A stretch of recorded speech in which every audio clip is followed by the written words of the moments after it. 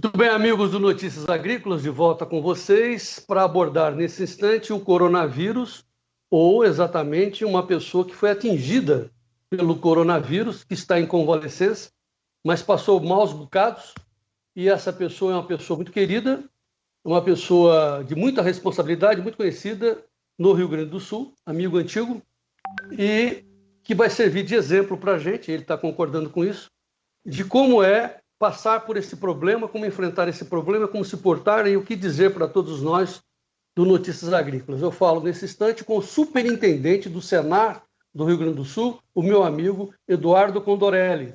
Eduardo, muito boa tarde, seja bem-vindo ao Notícias Agrícolas. Boa tarde, João Batista.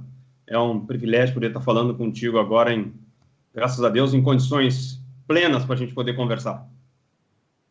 Pouquinho magro, Eduardo. 4 quilos para quem pesa 80, meu amigo. Mas lá em Bagé você vai se recuperar com aquela carne maravilhosa. Muito bem, Eduardo. Não vejo a hora então, de chegar lá, não faz ideia. Pois é.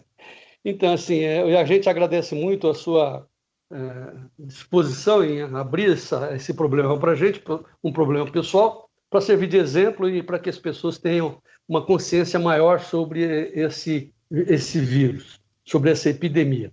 Só para os amigos saberem, o Eduardo então, é de Bagé, do sul do Rio Grande do Sul, foi diretor da Farsul, o sistema Senar está debaixo da Farsul, né, do guarda-chuva da Farsul, e hoje ele dirige o Senar em todo o Rio Grande do Sul, que é o Serviço de Aprendizagem Rural, importante entidade de apoio ao agronegócio. Semana retrasada, porém, o Eduardo foi vitimado pela Covid-19. Nos conte, Eduardo, como foi isso, e parece que tem mais pessoas atingidas ali dentro do sistema Farsul. Bom, em primeiro lugar, comecei com sintomas de tosse, tosse seca, normal. No dia 23, essa tosse evoluiu para uma febre baixa, 37,8, 38, e isso segunda-feira, 23. E na quinta-feira, dia 26, essa tosse atingiu 39,5 graus, e aí persistiu e eu e minha esposa resolvemos ir ao hospital ver o que estava acontecendo. Chegamos lá, de imediato a médica estava numa lona, uma barraca que o hospital montou na rua até para receber as pessoas, fazer uma triagem, já não me deixou sair, me passou para emergência, e aí raio-x, tomografia, febre alta, e já resolveram internar direto com sintomas clássicos, digamos assim, na tomografia lá, segundo eles, de Covid-19, e aí coleta exame, aquela coisa toda. O exame do laboratório aqui levou 48 horas, quase 3 dias para ficar pronto, e aí no domingo confirmado que era Covid-19 mesmo, mas aí até então tratamento já de quem tem Covid, né? Já com isolamento, um quarto sozinho, trancado, cada enfermeira que entra para falar contigo é um astronauta que chega no teu quarto, ninguém toca em nada, tudo que entra lá dentro fica lá, não sai, é uma situação bastante estranha. E aí, nesses primeiros 3 dias, muita dor, muita febre, administração de antibióticos, medicamentos, situação muito ruim mesmo, sabe? O quadro se agravou de quinta até sábado, até domingo de manhã, estava feio ainda, e aí depois de domingo à noite para frente a coisa começou a melhorar, até que, graças a Deus, a febre cessou no domingo de noite, e depois só 1, 2 ou 3 picozinhos de febre fraca, e se recuperando do que eles chamam de pneumonia viral, meu amigo. É isso que vira para alguns de nós todos. 2 perguntas, era muita febre, muita dor, qual era a condição de respiração? A febre, como te disse, disparou na quinta-feira, e praticamente, desculpa a tosse, essa vai seguir por uns dias, já me disseram, a febre disparou na segunda-feira, na quinta-feira à tarde, e aí, com muita dipirona, tentando controlar dentro do hospital, o pessoal foi levando até que domingo, aí sim, domingo à noite ela começou a cessar, de domingo até terça-feira, 1 ou 2 picozinhos de febre fraca, né, febrezinha fraca, também controlada por dipirona, e foi embora. Muita dor no peito, no sábado e no domingo, muita dor no peito, a sensação que você tinha que tinha alguma coisa cravada no teu peito, saindo pelas costas, não há posição que você sente que fique boa, quadro de pneumonia séria mesmo, E impressionante a velocidade com que as coisas mudam, né? De repente você está com uma febrezinha em casa, daqui a pouco vira 39,5, e daqui a pouco te dá calafrio, e tu está tremendo na cama do hospital, e tu não sabe o que fazer. Uma situação muito estranha, muito ruim mesmo, muito desagradável. Viu? Não desejo para ninguém, pode ter certeza nenhuma disso. Eu preciso perguntar, né? Você teve medo de morrer, Eduardo? Olha, vou te dizer que de sábado para domingo, medo, não. Medo não me deu essa sensação de medo, mas te digo com certeza que me deu a sensação de arrependimento das coisas que quando eu cheguei a duvidar que daria certo, mesmo de sábado para domingo, me deu a sensação de arrependimento das coisas que eu deixei de fazer com a minha família e com os meus amigos. Nossa. Puxa. Muito Agora bem. tá tranquilo. Agora tá tranquilo. Mas eu fico emocionado, porque isso é um exemplo de que a gente tem que valorizar a vida, né, Edu? É verdade, meu irmão. Tu sabe que eu talvez fosse um dos últimos a poder ter algum problema com isso, né? Não fumo, não bebo, tenho 47 anos, não sou tão de idade assim, e teoricamente imaginava que isso poderia acontecer com todo mundo, menos comigo. Aconteceu. E o que preocupa, e aí te digo pela estrutura que tinha em torno de mim lá, que digamos que 0,5% de nós todos tenhamos esse problema. Só meio. Onde é que nós vamos colocar 1 milhão de brasileiros ao mesmo tempo? Essa é a grande dificuldade de imaginar. A estrutura que tinha no meu entorno era algo realmente impressionante, não só de recursos materiais, mas como de recursos humanos, né? As equipes médicas de enfermagem de altíssima qualidade do hospital em que eu estava. Eu imagino que isso não tenha disponível para todo mundo, então acho que realmente a gente tem que se preocupar, e óbvio que a gente tem que colocar a economia para funcionar, a gente não pode ficar parado, não há dúvida nenhuma disso, mas a gente tem que estrategiar rapidamente como é que nós vamos fazer esse retorno de todos nós de maneira segura. Nós vamos falar sobre isso já já e vamos falar também de um dos motivos fundamentais da sua recuperação, que foi o uso da cloroquina, né?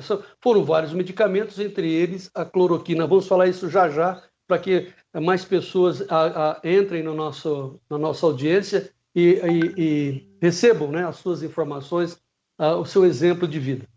Vamos voltar. Quando você contraiu a febre, você tinha essa tossinha que você está tendo agora, já no começo, você tinha informação do problema chegando ao Brasil, porque na China estava explodindo, nós mesmos do Notícias Agrícolas estávamos informando direto da Xinhua, e você já disse que você não esperava ser atingido. Como é que foi isso? Eu retorno novamente à pergunta de mais pessoas do seu entorno que foram atingidas. Nós, por óbvio, por não ser grupo de risco, eu, obviamente, entre aspas, devo ter me arriscado mais que os demais, né, por conta normal, né, a gente não imagina, como te disse, o que vai acontecer com a gente. Não tenho ideia nenhuma, João Batista, onde possa ter sido contaminado pelo vírus, não tenho realmente nenhuma ideia. E imagino que outras pessoas... eu tenho um colega, por exemplo, que trabalha comigo no Senar o tempo todo, foi a última pessoa que eu vi antes de começar a ter febre, e essa pessoa está completamente assintomática até hoje, não teve nada. Nenhuma febre, nenhuma gripe, nenhum espirro, nada. E nós temos colegas que estão, nesse momento, inclusive, no hospital, se tratando também por conta de sintomas como o meu, de pneumonia viral. Então, te digo que isso é uma loteria de sintomas, viu? Tem gente, acho que a grande maioria não vai ter nada, um bom pedaço vai dar 2 espirros, alguns vão tossir 3 vezes, mas alguns vão pegar pneumonia. E aí o risco, como disse anteriormente, é que todos resolvam pegar pneumonia ao mesmo tempo, não. Só quero informar, Eduardo, peço desculpa, porque a nossa conexão aqui de onde eu falo está meio ruim, né? Mas o Pedro, nosso editor, sempre dá um jeito aí, ele é mágico. E vamos continuar com a nossa conversa. Então, assim, só para elucidar o começo do problema, você não suspeita, as autoridades de saúde não conseguem suspeitar que a origem tenha sido alguém de dentro do Senar. Pode ter sido fora, pode ser que você tenha pego lá do supermercado. Você vai saber de onde, não, Eduardo? A única viagem que eu fiz foi no dia 11 de março, a Curitiba. Saí daqui de Porto Alegre, fui a Curitiba no domingo, dia 8, e voltei no dia 11. mas estiveram comigo outras pessoas também do nosso meio aqui, e nenhuma dessas pessoas teve nada. Então, eu te digo que é uma grande loteria mesmo, sabe? Por mais que você se cuide, eu vinha cuidando, lavando mãos, usando álcool gel, fazendo tudo que era, obviamente, dentro da normalidade possível, e mesmo assim, aconteceu. Puxa vida, então você tomava já os cuidados, você lavava as mãos como era a recomendação, você já estava atento, você e sua família, imagino. Sim, nós estávamos fazendo o que são as recomendações, vamos dizer, básicas, né? Não andava de máscara, não fazia essas coisas, mas álcool gel e lavar as mãos sistematicamente. Evitar contato, sem abraço, sem cumprimentar ninguém com um toque ou com contato, nada disso, tudo normal. E o primeiro sintoma foi uma febrezinha ou foi a tosse? A tosse. Primeiro foi a tosse seca, pequenininha, curtinha, parecida com essa que eu estou ainda agora. Já me disseram que é o primeiro a chegar e o último aí. Depois a febre baixa e depois a febre alta. Muito bem. Evidentemente, né, Eduardo, que eu imagino que lá no sistema Farsul, dentro do Senar, o pessoal está todo cheio de cuidados porque teve mais pessoas atingidas. Como é que está a situação em Porto Alegre? Nós, lá no sistema, inclusive, nós estamos com as atividades internas todas suspensas. Nós não estamos nem operando absolutamente nada de forma presencial, 100% das operações estão sendo virtuais. Tá? Porto Alegre vive uma situação de apreensão, me parece, essa é a sensação que eu tenho, de muita preocupação com a situação, mas ainda não se pode dizer que tenha uma situação de caos ou de histeria, de jeito nenhum. A coisa por aqui, apesar da capital, nesse momento, já ter mais de 250 casos, me parece ser ainda de absoluto controle por parte das autoridades e que pese, a capital do estado tem tido um controle bastante forte, não só do governo do estado, quanto da prefeitura, em relação à circulação de pessoas, principalmente as pessoas do grupo de risco. Você vê que estranho, né? Curitiba, que é por onde você foi, parece que não tem caso nenhum, né? A gente não consegue entender. E olha que Curitiba é uma cidade muito mais fria, né, que Porto Alegre. Tem mais umidade, pelo menos, sei lá. É tão fria, para a gente as duas são frias, mas enfim, lá não tem tantos casos assim. Muito que bem. Agora vamos ao assunto que é o mais recorrente, está todo mundo conversando hoje, sobre o uso da cloroquina. Você nos disse antecipadamente que você tomou um coquetel de vários componentes, entre eles a cloroquina, Eduardo. Exatamente. O meu tratamento, pelo menos diz o meu prontuário, foi o que eu fui devidamente informado lá, era a azitromicina, a hidroxicloroquina e um outro antibiótico, que inclusive parece que foi substituído no meio do caminho. Portanto, mais de um medicamento compôs o tratamento. Né?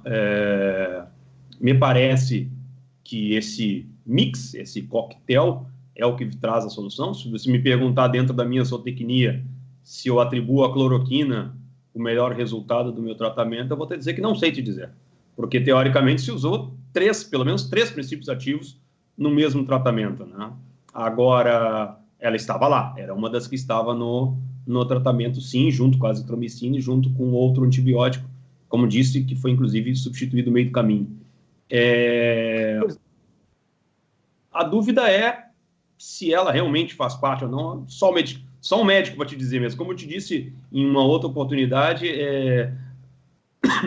esse tipo de medicamento é uma confusão tão grande, é um mix de coisas em doses, horas, momentos, e há tanta falta de informação ainda para o caso específico do Covid, que só em hospital mesmo para imaginar como é que se usa isso, de que maneira vai usar isso e como é que pode ser. Não é menor, eu não imagino uma pessoa chegando na farmácia pensando em comprar um remédio desse tipo, porque, olha, pode ser um tiro no pé de um tamanho enorme. É importante a gente esclarecer isso, muita gente vai se assustar com a gente, mas nós temos que repassar e rebater, e bater nessa informação. A cloroquina, ela é usada, já está sendo usada em vários hospitais, como tratamento. A minha imagem está travada, mas ela volta. A gente tem certeza disso. Então, assim, a cloroquina é usada no tratamento e não na prevenção. Segundo a informação, essa que o Eduardo está dizendo, e ela vai ser ministrada conforme a condição do paciente, analisada e decidida pelo médico. Terceira condição, terceira informação importante, ela sozinha, mas principalmente nesse mix de azitromicina e mais outros componentes, ela é uma pancada no estômago das pessoas. Imagino que seu fígado está reclamando, não, Eduardo? Sim.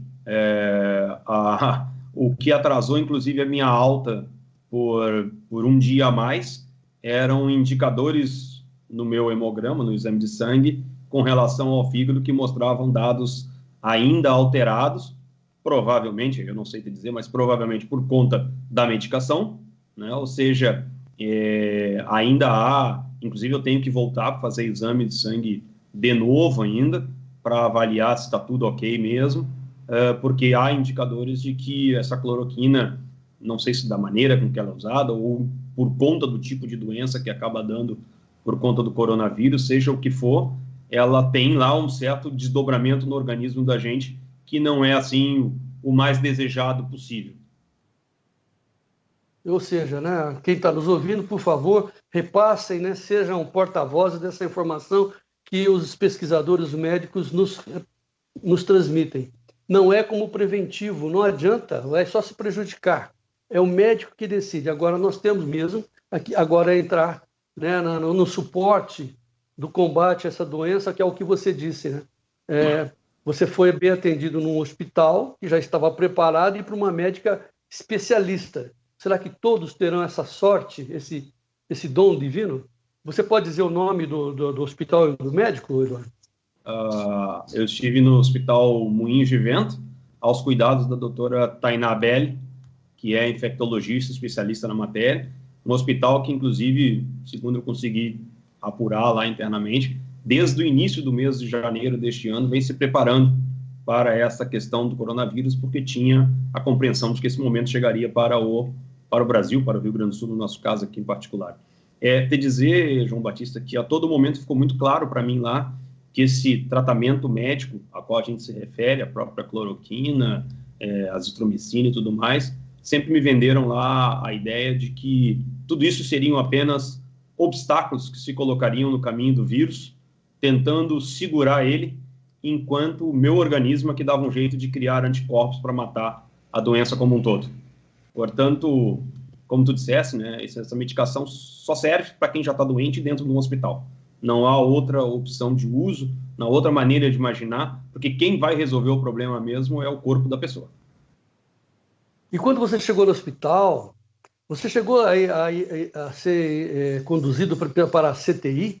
E quando você chegou no hospital, segunda pergunta, você já tinha informação da cloroquina? Você pediu que esse remédio fosse ministrado em você? Ou alguém te informou? Ou você ficou sabendo depois? Não, na verdade, eu não cheguei aí à CTI. Chegaram a me avisar que talvez eu pudesse ir por conta de um melhor monitoramento, não era nem tanto um quadro de necessidade de ser entubado ou respirador artificial, seria muito mais para um monitoramento melhor da minha situação, já que tinha piorado entre a quinta-noite e o sábado à noite. Mas não cheguei aí à CTI, como tu perguntasse. E com relação à cloroquina, eu acho que em função do estado em que eu cheguei lá no hospital, minha condição da tomografia e da própria raio-x e da tomografia que fizeram, já ficou evidenciado um quadro que exigia a administração num nível tal de gravidade, que eu não saberia te dizer qual que já exigia a administração desse tipo de medicamento. Eu só fui, teoricamente, óbvio, um monte de documento que você assina na hora ali, certamente deve ter, entre eles, uma autorização minha para poder utilizar o medicamento, mas certamente acho que o meu quadro já inspirava essa exigência. E ao final de tudo, né, graças a Deus estamos aqui, né, vamos trabalhar muito tempo juntos, tomara a Deus, mas você perdeu 4 quilos e o que o médico recomenda agora para você em casa? Bom, eu vim para casa sexta-feira passada, né, hoje já é terça, e mandaram isolamento até o dia 9 ainda, para garantir a minha recuperação da capacidade respiratória. Algumas coisas que você faz ainda dá uma cansadinha, vamos dizer assim, mais do que o normal, tirar um pouco mais dessa tosse e efetivamente poder ter certeza de que que eles chamam de carga viral, está absolutamente zerada, que no meu organismo não há nenhum tipo de quantidade nenhuma de vírus ainda na minha corrente sanguínea, no meu organismo. Então, o objetivo agora é fazer esse isolamento para poder voltar ao convívio em sociedade, dentro daí sim do isolamento social normal que todos nós estamos fazendo. Então, pois é, agora a última questão é perguntar para quem foi vítima, né, quem passou pela guerra, qual é o entendimento que você tem da necessidade do isolamento social completo, né, o chamado horizontal, ou do vertical, uma vez que também você trabalha com a produção e já disse no início da nossa conversa que a produção precisa voltar. Se você tivesse que decidir como seria a condição das pessoas, isolamento total ou parcial, esse vertical aí? Olha, eu acho que antes dessa decisão, João Batista, passa uma preocupação que é nós termos um teste sorológico geral, no máximo possível, de pessoas que vão voltar e retornar às suas atividades normais e verificar quem, por acaso, já não teve contato, né? Porque nós temos muitas pessoas que não vão ter sintomas nenhum, ou aqueles dos 2 espirros ou 3 tosses, que já vão ter anticorpos, já vão estar preparados e me parece capazes de voltar. Então, a gente deveria ter uma testagem um pouco maior da nossa população. Pelo menos o que me foi dito é que exame de coronavírus só se faz em quem está dentro do hospital. Bom, imagine as milhares ou milhões de pessoas que estão fora do hospital, tendo sintomas leves ou sintomas, ou não sintomas, né, ou assintomáticos. Então, acho que a gente precisaria ter esse exame, esse teste. E acho, sim, que a gente não vai aguentar muito mais tempo sem voltar a trabalhar, né? Nós não vamos, a sociedade não vai aguentar muito mais tempo sem isso. Então, portanto, a gente deveria, desde já, começar a estruturar uma forma de trazer o pessoal de volta para o trabalho, devagar, deixando os grupos de risco para trás, verificando quem já não está com anticorpos, ou seja, fazer um trabalho para que a gente possa retomar essas atividades, porque acho que a gente não vai conseguir muito mais tempo ficar isolado completamente. Defendo um isolamento, sairmos desse isolamento geral e restrito e começarmos a pensar no isolamento para os grupos de risco. Lembrando que à medida que nós fomos levando gente para a rua, a gente tem que ir dosando a nossa capacidade de receber gente no hospital também. Nós temos essa discussão aí no Rio do Sul, inclusive está mais avançada, que as pessoas estão se perguntando por que as pequenas cidades têm que também ficar em isolamento total, ser condições de prevenção, de combate ao coronavírus, né? É você adquirir anticorpos através disso que é uma maravilha, que é o sol que eu tenho aqui na minha propriedade aqui à vontade, né? Então, 15 minutos de banho de sol dá um ganho de vitamina D no seu corpo que auxilia. Então, eu acho que nós temos que usar o bom senso. Não sei se eu devo forçar essa colocação perante você, mas eu queria te ouvir. Acho que é o bom senso, né, Eduardo? É isso aí. Começar realmente a pensar com bom senso, mas sabendo que nessa loteria de sintomas, eu acho que a gente não tem outra escapatória. É realmente uma situação muito complicada essa que nós estamos, uma encruzilhada muito difícil. Nós estamos decidindo entre como disse um amigo meu, né? Eu sei que pode ser que apenas 1/1000% da população venha a falecer. Só não admito que seja nenhum parente meu ou eu, diz o meu amigo. Entendeu? Então, a gente está decidindo sobre a vida das pessoas, mas, ao mesmo tempo, também a gente está decidindo sobre o futuro das pessoas, né? Então, é muito, muito difícil essa conversa mesmo, mas acho que a gente não escapa de, infelizmente, ir voltando, sabendo, com certeza, que alguns dos que estiverem voltando vão terminar, se Deus quiser, no hospital e depois em casa, né? Mas a gente tem que estar preparado para receber esse pessoal no hospital. Nossa, Eduardo Condorelli, a gente fica pensando, hein? Você põe a gente para pensar, porque puxa vida, hein? Não é fácil. Eduardo, você sabe que médico e louco todo mundo tem um pouco, né? Você sabia que você tem aí no Rio do Sul, o Senar promove, né? Produtores de mel de altíssima qualidade. Então, tome mel com própolis, meu amigo. Tira essa tocinha e vamos para Bagé comer um costelão gaúcho, meu garoto. Tá certo, meu irmão. Muito obrigado. Tá, obrigado a você, viu, Eduardo, pela paciência, pelo carinho, pela coragem de contar a sua particularidade aí para todos nós, para servir de exemplo. Muito obrigado, volte sempre. À disposição. Valeu, um abraço. Muito bem, amigos do Notícias Agrícolas, a gente pede muitas desculpas a todos que estão tentando nos assistir, né, com uma conexão terrível que nós estamos tendo hoje, não sei exatamente por quê, mas acho que, claro, né, é evidente que todo mundo está usando a internet, então, sem nenhuma, né, negócio de 5G lá para chinês, né, nós somos aqui no campo tentando, né, qualquer coisa. Mas, enfim, acho que a mensagem do Eduardo Condorelli ficou clara para vocês aí. É uma loteria, ninguém sabe como, né? Ele disse que tomou todas as providências, mas não conseguiu. Se saiu bem. Cloroquina não é prevenção, é tratamento. E vamos tentar, né, tomar sol, né, sair também do isolamento total, que aí é uma outra epidemia da miséria que a gente não pode admitir e aceitar. Vamos voltar com mais informações aqui no Notícias Agrícolas já já. Seja o produtor rural mais bem informado do meu Brasil. Fique com Notícias Agrícolas e vamos em frente.